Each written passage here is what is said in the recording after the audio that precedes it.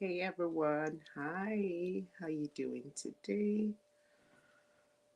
Yeah, hope you're doing well and staying safe and maybe so far enjoying the weather. I think even though the weather is changing, hope you're enjoying the weather so far. Well, I think the weather has been dropping here in Brandon, Manitoba, and that's something that we do not have control over, right? Remember, in this series, we've been talking about a circle of control. What do I have control over? And because when I know what I have control over, what happens is that it helps in reducing stress, it helps with managing emotions, it helps with managing the way I react, the way I see things, the way I look at things. So that's our focus for this month. And so last weekend, yeah, just the past weekend, we had a holistic health conference, and we were basically looking at back to school, how we could provide support and some tips around how parents can provide that support, help their teens, their students all through the school year.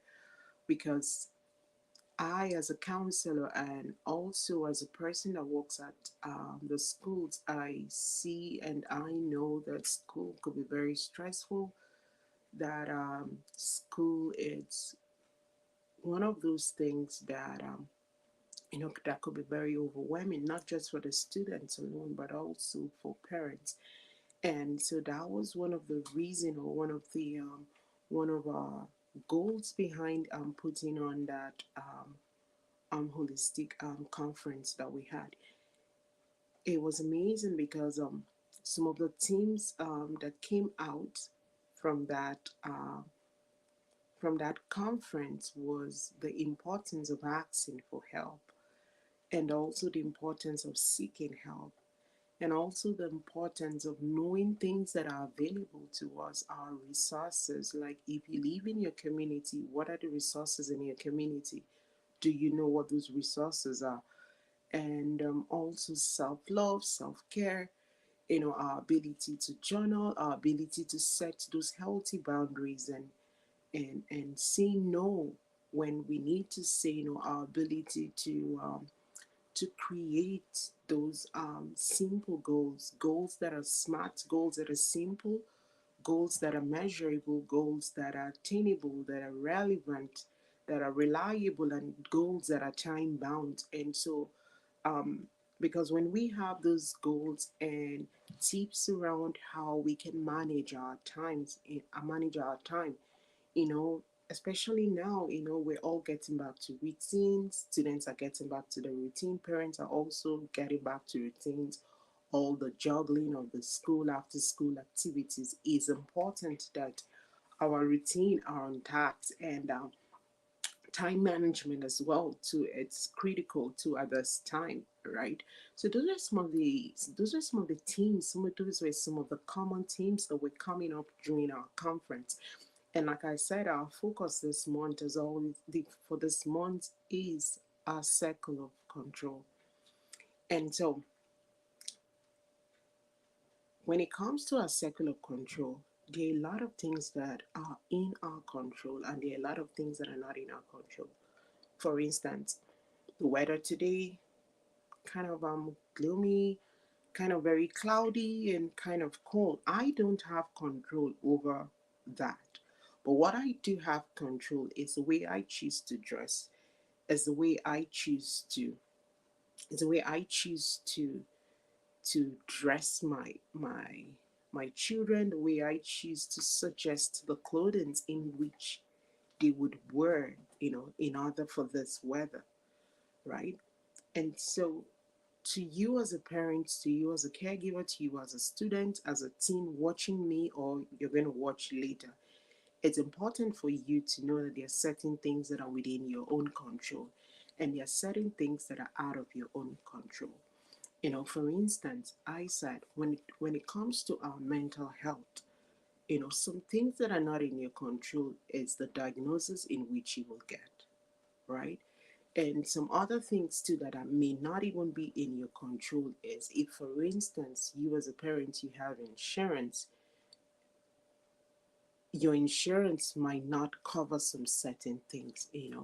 And sometimes at times you would have to wait to get appointments. Those are some things that are not in your control. And also in terms of with regards to medication, if you're on any medication, knowing which medication works for you or does not work for you, those are some things that are not in your control. The symptoms you will experience, those are the things that you cannot control. What else again can you not control? Whether people understand what you're going through, whether people understand your diagnosis, whether people understand the things that is happening around. Those are things that you do not have control over. Those are some things you need to teach your teen, you need to teach your youth, you as a caregiver, you as a parent. You need to make your children understand, or even you need to show your children that those are the things that they do not have control. But what do you have control over with regards to your mental health? Keeping track of your medication, showing up for your appointment, and asking, seeking for help, knowing the resources in your communities, the resources that are available to you as a student, the resources that are available to you as a parent in the school community. Knowing those resources, those are things that are in your control. Showing up for your doctor's appointment, those are things that are in your control. You as a parent seeking help for your children and making sure that they do show up for their appointments, they do attend their meetings. Those are things that are in your control. Limiting substance use, those are things that are in your control. And also, one of the things we had talked about over the weekend was how important our nutrition, our sleep, movement, our physical health are very important. You as a parent, you as a caregiver, you as a student, as a youth, as a teen, those are some things that are in your control. Focusing on your sleep, that's definitely in your control. Making sure you get into bed on time, you're doing those homework on time. I know right now that might be very challenging in terms of you know with all the back to school activities that are happening. Maybe you're coming in late and all those ones, but you certainly do have control over some things that you know over some things that you do, right? And so what do you have control over? You have control over in terms of how to learn coping skills, how to manage some of your stressors, how to, advocate for yourself. Parent, how do you advocate for your kids? How do you advocate for your children at the school, at the doctor's offices? How do you advocate for your kids? Do you have control over? You have control over creating those healthy boundaries. And what would those healthy boundaries look like? Knowing the things that are important to you, the things that you value, and knowing when somebody crosses those boundaries. Your ability to say no and not take on so much that it stresses you out, it wears you out. Those are the things that are in your control. Those are the things that you can say no to. You can put those boundaries up. And I know a lot of times people will keep pushing those boundaries. For you as parent, I know you know that your children keeps pushing those boundaries. Your teens are testing those boundaries, testing to see the things that they can get away with, testing to see how reliable, those rules are at homes, right? They keep pushing those boundaries, they keep pushing those boundaries. It is your own duty and it is in your own control as a parent, as a caregiver, for you to make sure that those boundaries are not pushed. However, you can be very, very flexible. You can be very flexible, but that doesn't mean, you could be flexible in the sense that what you want is not being stated, right? Yes, and like Tessie here is saying that the conference was very informative and educative. Thank you so much, Tessie, for showing up and always supporting us here. We do and sincerely appreciate that. And to all our speakers were amazing. They were amazing. You know, yeah. So that is all that I have in terms of our circle of control. When it comes to your mental health, when it comes to your physical health, parent, you have control over the things happening. And you can teach your children, you can teach your teens that they do have control over those things as well too. You know. So remember, focus on the things that are in your control. The way you react, the way you behave, the people you put around you, how you seek for help, how you ask for help, the resources around you, those are all in your control. All in your control. And so some of the things that you can ask yourself is, when you worry a lot, when you are overwhelmed a lot, you know, when you're feeling, anxious, what is going on?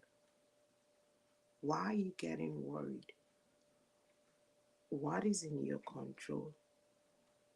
What are some things you can do, to reduce those worry? For instance, if you're getting worried, one of the things you should teach your teen, or even you as a parent, as a caregiver, as a youth, to do is ask yourself this question: why am I worried? Notice the worry and ask yourself that question: why am I worried? And if you know the answer to why you're worried, and then the next step is to ask yourself, can I do something about it? Can you do something about it? And if the answer is yes, do it right away. But if the answer is no or later, schedule a time in which you can do something about it. And then when you schedule a time in which you can do something about it, and then what happens is that then you can go ahead, do something else just to distract your mind from that thought, right? Keep in mind, you have control over your emotions, you have control over the way you react, but you certainly do not have control over the way somebody else is going to react, somebody else is going to see, the way somebody else is going to do things. You don't have control. But what you do have control over is how you react, the things you say, the things you do. Those are all in your control. So those are some things that you can teach your teens, you can teach your children. You can do that as a family in the home and sit up and come up with things that are in their control and with things that are not in your control. And once again, to all our speakers on the weekend, it was amazing. Thank you so much, Dami. Thank you, Dr. Afion. Yari, thank you, Stephanie. Thank you, Dr. Wumi. Thank you, Ori Beam. Thank you, everyone that showed up. It was an amazing conference. It was wonderful. And for as many of you that did not have an opportunity to attend this conference but would want, the video, or would want to see or want to hear what our speaker had to say during this conference, you could send me an email on you could send me an email or maybe a question with regards to this conference at info@blissandwellnesscenter.com. Yeah. Well, thank you to all our viewers, and I do hope that you continue to enjoy the weather and continue to stay safe and well. From me to you, I bid you a good evening. Bye bye.